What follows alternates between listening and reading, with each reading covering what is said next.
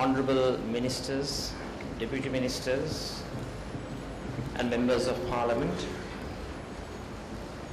Chairman and members of the Governing Council of the National Contractors Association, distinguished representatives of the construction industry, ladies and gentlemen, good morning to you all. I'm thankful to the Chairman and the Governing Council of the National Construction Association of Sri Lanka for inviting me to this opening of the Construct 2017 exhibition. And I'm especially honored to participate with the Right Honorable Prime Minister of Sri Lanka, gracing the occasion as the chief guest. The National Association has been holding this exhibition annually, and it has become the most sought after and the most attractive window to the construction industry in this country, attracting professionals, contractors, home builders, skilled workers, and the general public in their thousands. Today we are at a certain crossroad,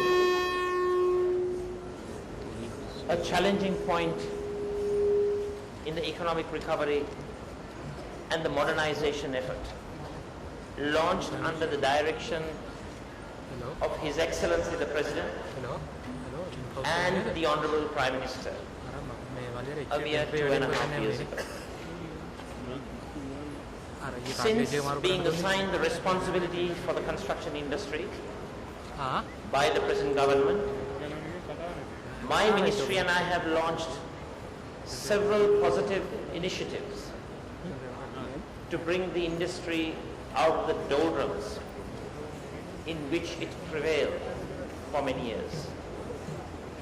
The Construction Industry Development Authority has now been made fully operational as the apex agency of the state for the regulation and the management of the industry.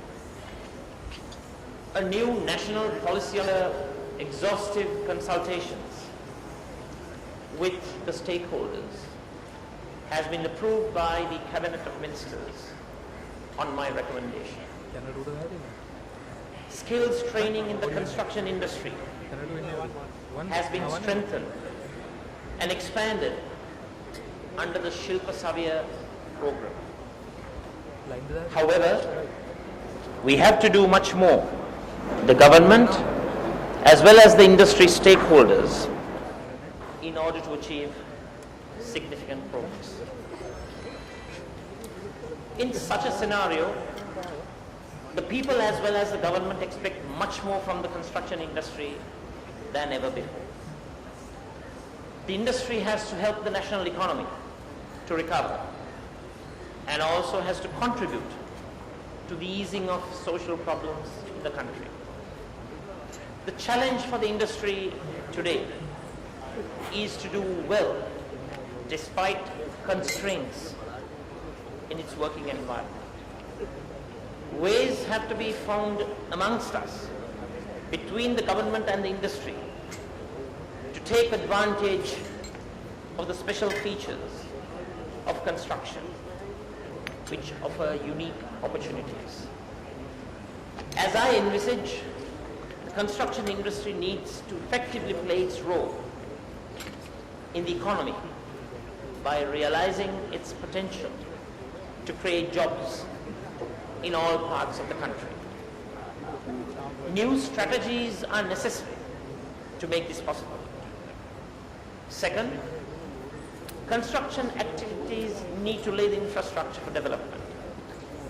With public funds under severe strain, ways have to be found to structure suitable funding strategies. Investment approaches which broaden the base of ownership amongst the population and give immediate communities a stake in major development efforts may be formulated. While it is an encouraging step, the establishment of a construction industry development agency is only the beginning of a long process. This agency should remain continuously relevant, robust in its plans, policies, initiatives, procedures, and communication channels have to be continuously revised and fine-tuned or radically restructured where and when necessary. At the same time, corporate development becomes crucially important in the vibrant modernizing economy. Construction needs firms which take a long-term view and are prepared to invest in human resources, equipment, and research and development in order to improve their performance. There was a time when some of our construction companies were known for their lack of knowledge, their short-term orientation, and lack of focus on construction. They were often unable to employ qualified personnel or unwilling to appoint them to positions of responsibility. I note that this trend is fast disappearing, but I would like to plead in the presence of this distinguished audience that management development and skills training need to be key concerns of construction firms of our country as we perch on the brink to modernization.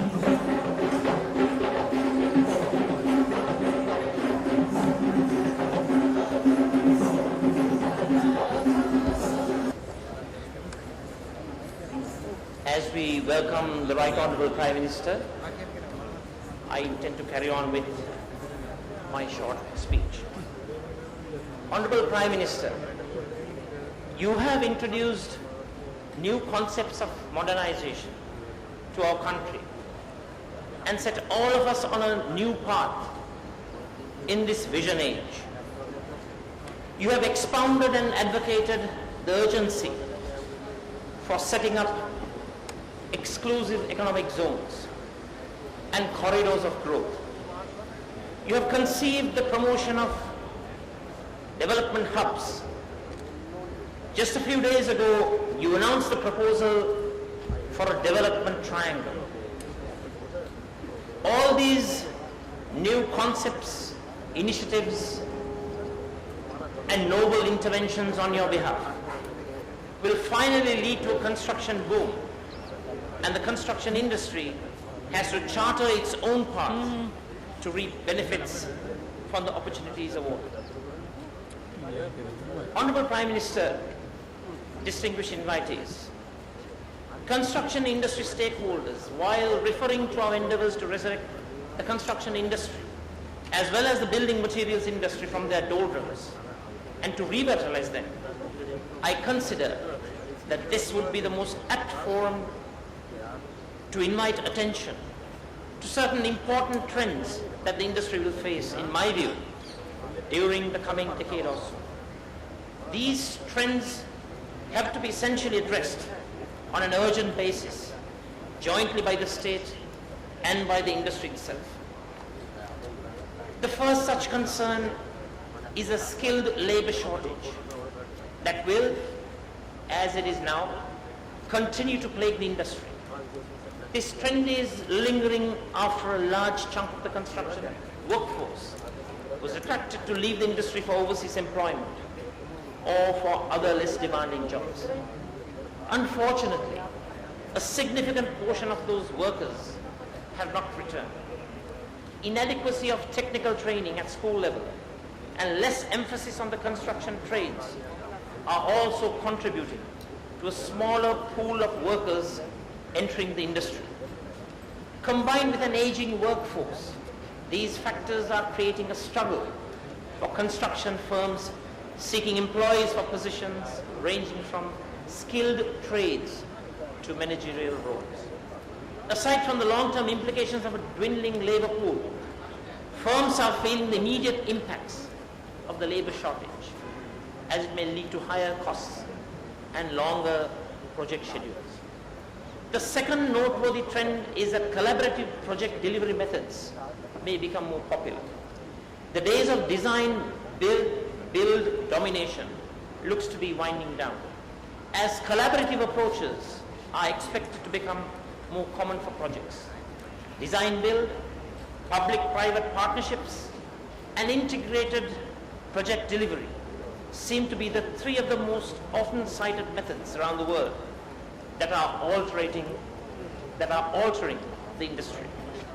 This continuing and expanding trend towards project team collaboration has been referred to by construction experts as moving from an art to a science.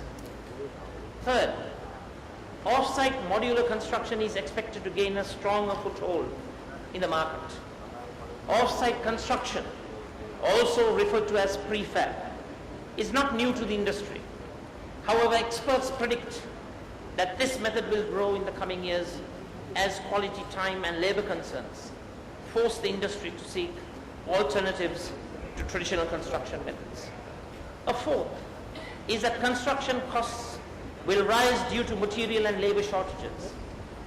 One of the most common concerns cited has been this escalating cost of doing business.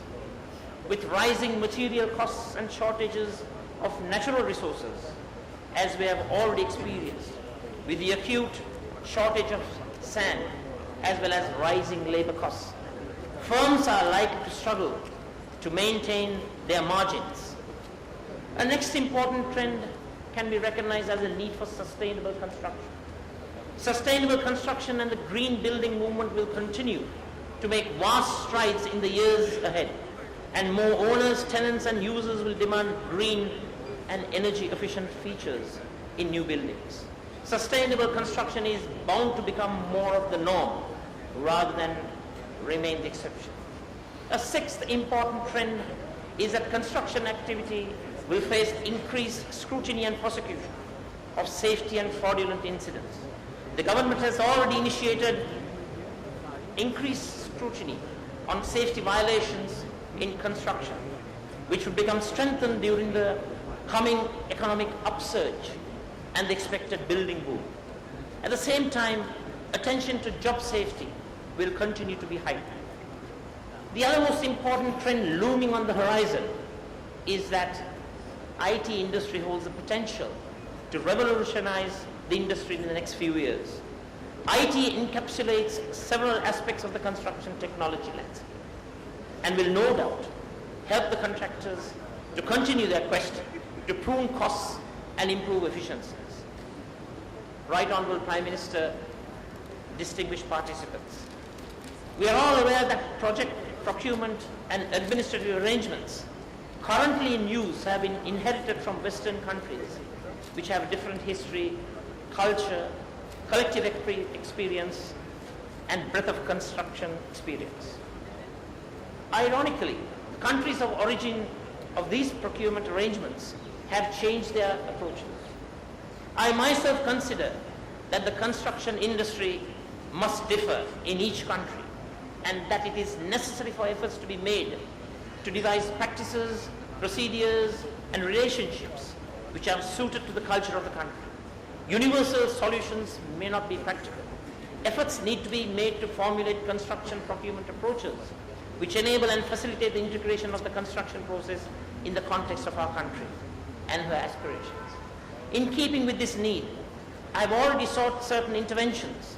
Contractors have brought to my notice that one of the major setbacks they face is inordinate delays in payments. I have already sought government intervention on this lingering issue through a recommendation to the Cabinet of Ministers. And His Excellency the President, the Right Honourable Prime Minister, and the Minister of Finance has now confirmed that it is in the process of formulating this vital and essential legislation to redress this long-standing grievance. I take this opportunity to thank the Honourable Minister of Finance and Mass Media for his very quick response in addressing the needs of the construction industry. In addition, my attention was drawn to the practice of holding retention monies until the full defects liability period, causing serious cash flow issues to construction firms. I'm happy to say, with the blessings of the Right Honourable Prime Minister, I have taken action to recommend to the government that contractors be allowed the release of the cash retention on the submission of an on-demand unconditional bank guarantee once the maximum retention level is reached. Honourable Prime Minister, distinguished invitees, pardon me for taking your time, but I wish to affirm that my ministry, jointly with the construction industry, will be continuously addressing those trends I mentioned above and those others concerns relating to the industry. The construction industry, by nature, has many special problems and requirements. The importance of taking measures to improve the performance of the industry has been fully recognized by this government.